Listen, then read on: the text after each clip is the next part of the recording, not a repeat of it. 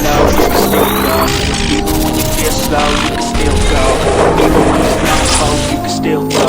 I never answer to no, man, I still go. Go, go, go, go, go, go, go, go. Brian Giles from Brian Giles MTG. So here's our next video of Modern Horizons 3 spoilers. March from Veles Vel. So it's 2 blue and 2.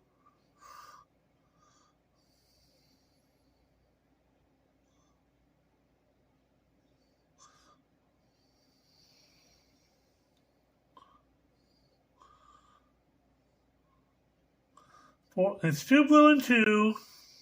Trying to get my lighting right for my new camera setup. For a sorcerer that reads, choose a non-basic land type. Each land you control of that type becomes a copy of target creature you control till end of turn and gains haste till end of turn. And you can flash it back for a blue and 4. Hoo-ha! So use your non-basic lands as copies of your creatures. That's ugly. Next up we have Planar Nexus. Excuse my hiccuping. So, Planar Nexus is every non-basic land type. The non-basic land types include caves, deserts, gates, layers, locusts, mine, power plant, sphere, tower, and the Urza lands. So tap it to add a color, so pay 1 and tap it to add 1 mana of any color. So mana fixing and it gives you more land types. Land types matters type deck. Next up, we have some that were given in the story spoilers. Devourer of Destiny, 2 colorless and 5 for 6/6 Eldrazi. Reveal this card from your. You may reveal this card from your opening hand. You do it at the beginning of your first upkeep. Look at the top 4 cards of your library. You may put one of those cards back at the top of your library. Exile the rest. When you cast this spell, exile target permanent that's 1 or more colors.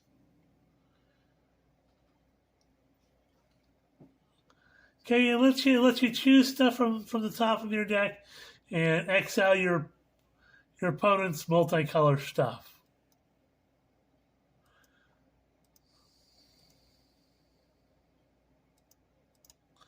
Except we have Breaker of Creation, which is 2 colorless and 6 for an 8/4 Eldrazi. When you cast a spell, you gain 1 life for each colorless permanent you control. Ew. Hexproof from each color and has Annihilator too. Oh, that's ugly. For those of you that don't know what Annihilator is, this creature attacks defending player, sacrifices whatever its Annihilator count. In this case, 2, so they sacrifice 2 permanents every time this attacks. This is disgusting. And if you're creating a bunch of these Eldrazi Scion tokens or have a bunch of mana artifacts out that are colorless, you can gain a whole bunch of life.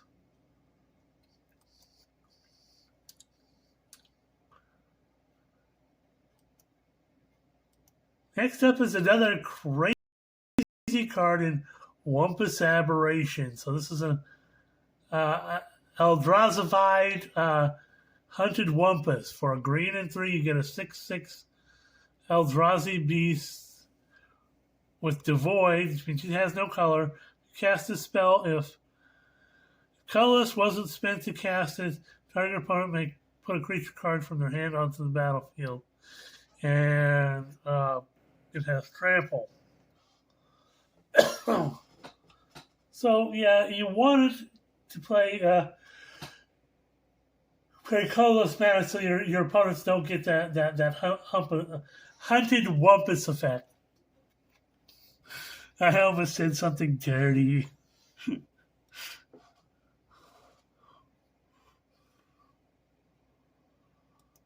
Next up, we have Oblivion Sower.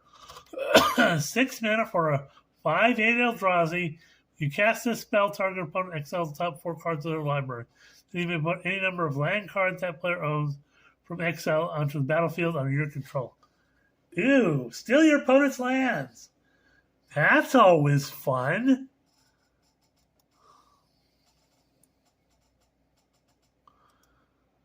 We have Writhing Chrysalis. So red, a green, and 2 for 2/3 Eldrazi drone with the Void. Cast the spell, create 2 colorless, 2/0/1 colorless Eldrazi spawn creature tokens. Sacrifice this creature to add a colorless mana. Has reach. Whenever you sacrifice another Eldrazi, put a +1/+1 counter on Writhing Chrysalis. So this is designed to be in a deck where you're creating a bunch of those Eldrazi spawn tokens or Eldrazi Scion tokens. So hoo-ha. We have Kozilek's Unsealing. So blue and 2 for an enchantment that reads, has the Void. And if you cast a creature spell with mana value 4, 5, or 6, create 2/0/1 Eldrazi spawn creature tokens, sacrifice it to add a colorless. Whenever you cast a creature spell with mana value 7 or greater, draw 3 cards. So this is specifically for your Eldrazi deck.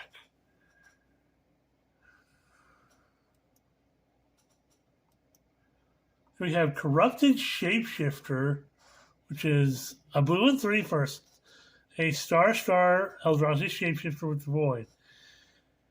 He enters the battlefield, it either becomes your choice of a 3/3 creature with flying, a 2/5 creature with vigilance, or a 0/12 creature with defender. So this has a variety of uses depending on your needs. So hoo-ha.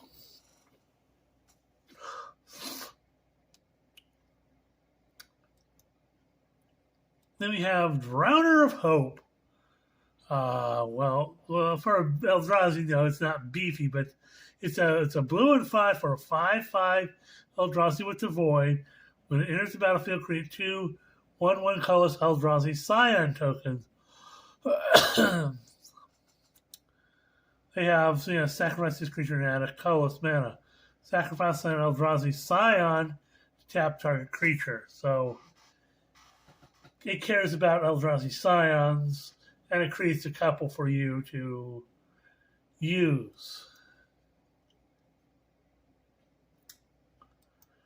Then we have Petrifying Meddler. A blue and 4 for a 4/5 Eldrazi with the Void. I said Eldrazi are big in this set. When you cast a spell, tap up to 1 target creature and put a stun counter on it. And it has reach. So it's not a bad card all around. You can stun a creature, and it has reach to be able to block those pesky mid-sized flyers. We have Basking Broodscale, which is kind of like a Basking Root Walla. So a green and 1 for a 2/2 Eldrazi Lizard with the Void has an adapt. For a green and 1, you have adapt 1, which means if it has no +1/+1 counters on it, you can put a +1/+1 counter on it. Whenever 1 or more +1/+1 counters are putting on Basking Broodscale, you may create a 0/1 Eldrazi spawn creature token with sacrifice this creature to add a colorless mana. And you can do all sorts of things with this, with being able to move tokens around and stuff. So hoo-ha. Kind of a fun little Eldrazi creature. We have Echoes of Eternity, which for 3 colorless and 3, you have a Kindred enchantment, Eldrazi, so it cares about Eldrazi. The triggered ability of a colorless spell you control or another colorless permanent you control triggers. That ability triggers an additional time. So more ability triggers. Whenever you cast a colorless spell, copy it. You may choose new targets for the copy. So now you can play Mirror Box with your big Eldrazi. Ew. Disgusting.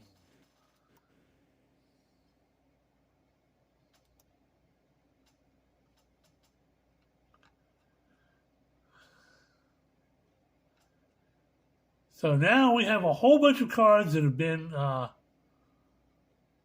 released. So next up is Thraben Charm.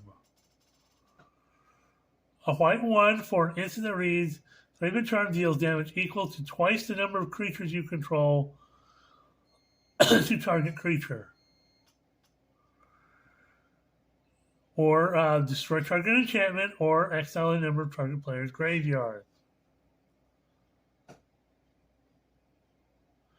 So you get damage in white, which is really, white doesn't have enough damage spells because it's not really about that.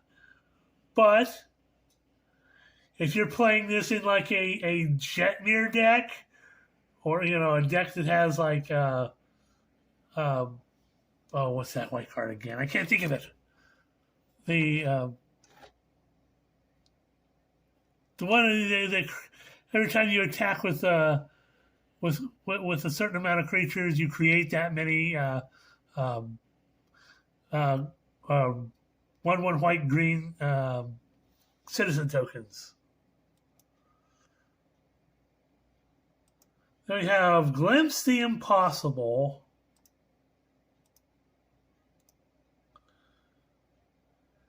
So a red and 2 for a source that reads, exile the top 3 cards in your library. You may play those cards this turn. Gain your next end step. If any of those cards remain exiled, put them in your graveyard and create a 0/1 Eldrazi spawn creature token for each of these cards. Put into the graveyard this way. Those tokens have sacrificed this creature to add colorless. So you get Eldrazi spawns if you don't play your cards.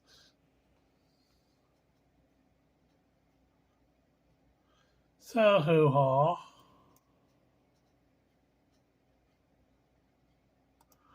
Okay, this is Sword of House Markov.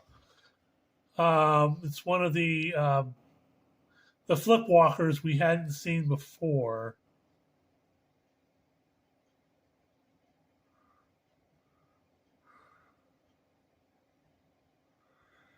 So for a black and 1, you get a 1/4 legendary human noble with lifelink and extort.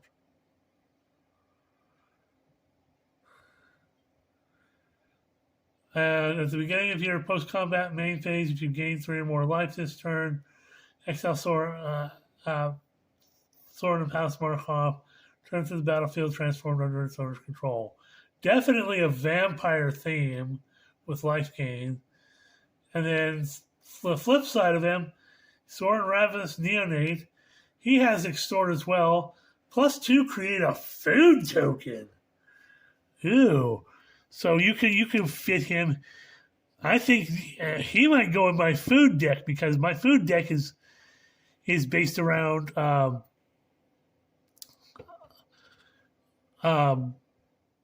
birthday Bilbo. Happy birthday to me. So this will go in this is my birthday Bilbo present to birthday Bilbo's present to me. So create a food token for +2 loyalty. So he's a legendary present with 3. He comes in with 3 loyalty, +2 loyalty. Create a food token. Last 1 loyalty deals damage equal to the amount of life you gain this turn to any target. Ew. Ew.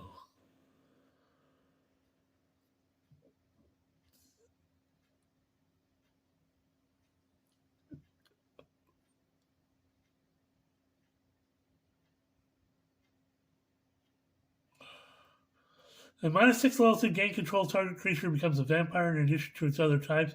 Put a lifelink counter on it. If you control a white permanent other than that creature or Thorin.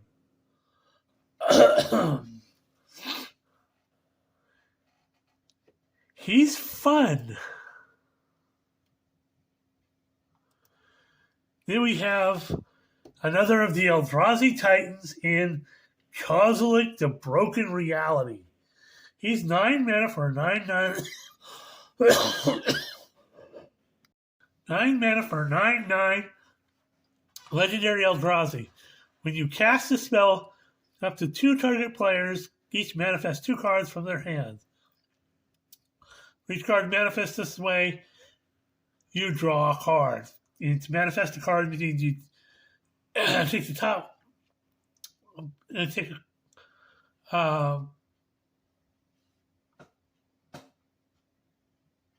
put it onto the battlefield, face down under your control, turn it up from your hand.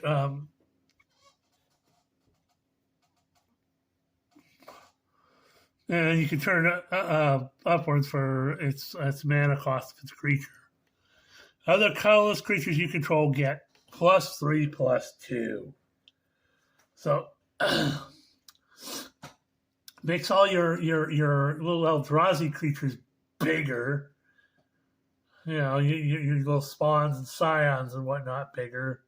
Not to mention all your other colorless creatures. So this dude is really, really broken. Like his name says. This is the broken reality of Kozilek.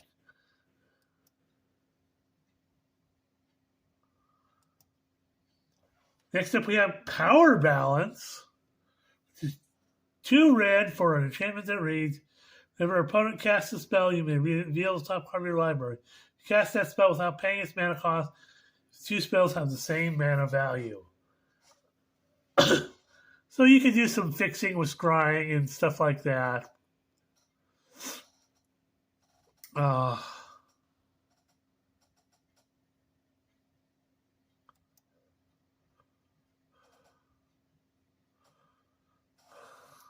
Next up, we have White Orchid Phantom in the Richard Kane Ferguson artwork. A lot of people seem to like this particular style. I'm not the biggest fan of it, but you know, he's a well-respected Magic artist.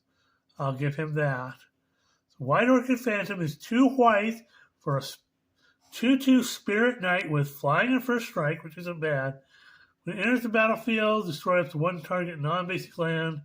Its controller may search your library for a basic land card and put it into the battlefield and shuffle. So it's a field of it's a field of ruin on a body, basically.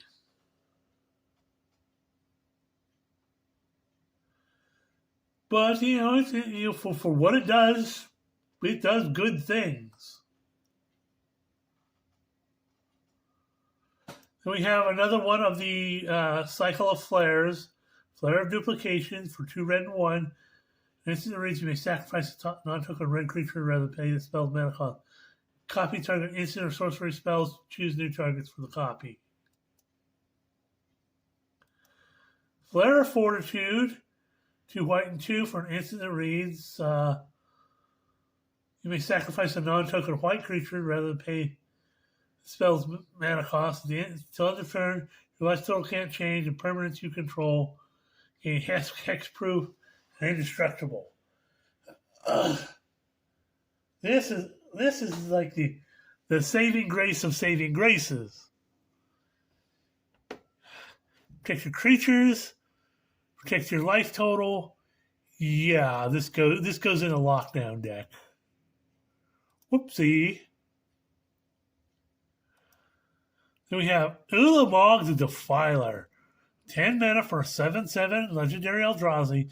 When you cast a spell, target opponent exiles half their library rounded up. Whoopsie!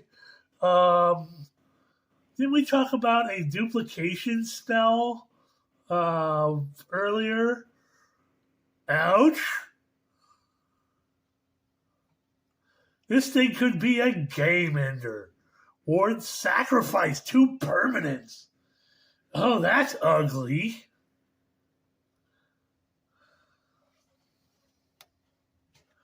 Whoops. Trying to move cords out of the way here. Please excuse the moving of the camera.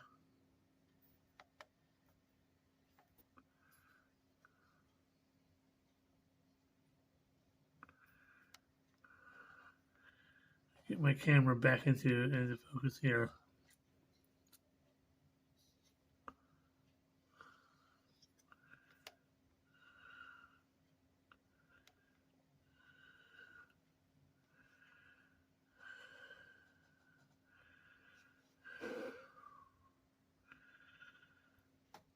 So that's ugly. And he has Annihilator X, where X is the number plus. Ulamog, the pilot, enters the battlefield. Number +1/+1 counters equal to the greatest mana value among cards in X. Oh, God. And you just exile half. Oh. He comes in with +1/+1 counters, getting to the biggest card in exile. It has Annihilator X, where X is the number of plus. Oh, God. This thing is disgusting. This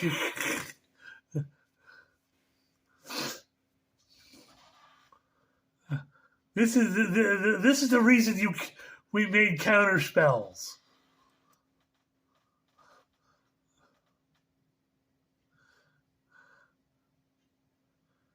So, next up we have Frogmere Enforcer.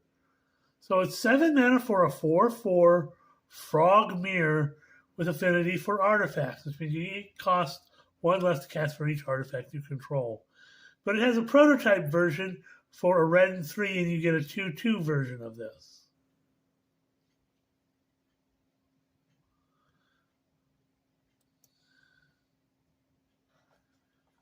We have Flare of Denial. We've already seen the Flare of the Denial.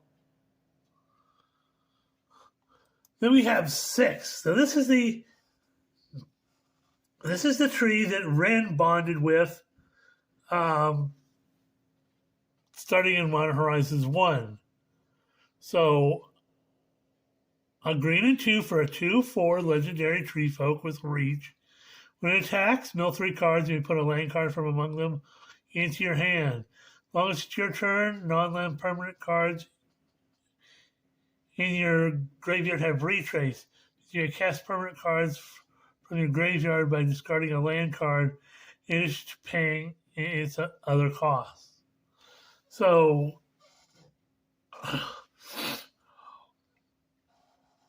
discard a land card from your hand and get cards back from your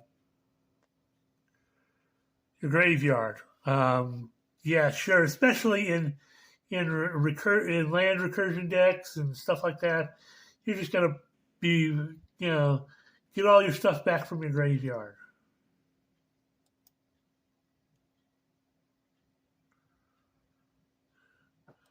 Next up, we have Wheel of Potential, which is a take on Wheel of Fortune. I know that some of you reserve list heads are going to be, well, that's pretty close to violating the reserve list. Well, pretty close. Only counts in horseshoes and hand grenades.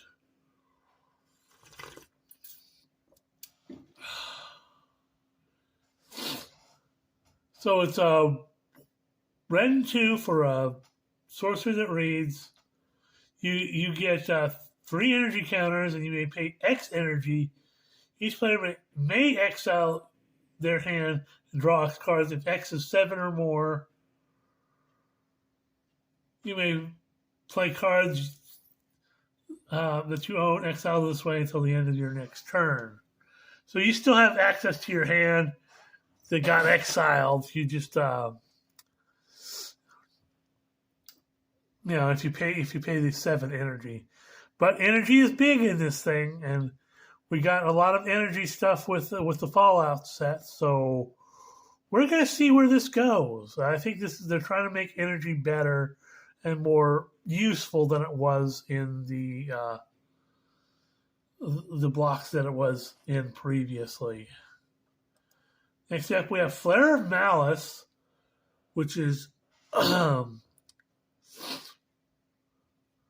black and 2 for an instant that reads. You can sacrifice a black creature, non-token black creature rather than space mana cost. Each opponent sacrifices a creature or planeswalker with the greatest mana value among creatures and planeswalkers they control.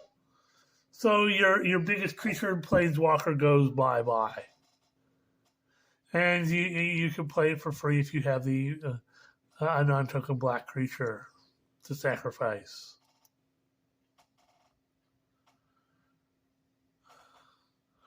So that's 26 minutes. We're going to stop the video here, and we'll see you on the next video.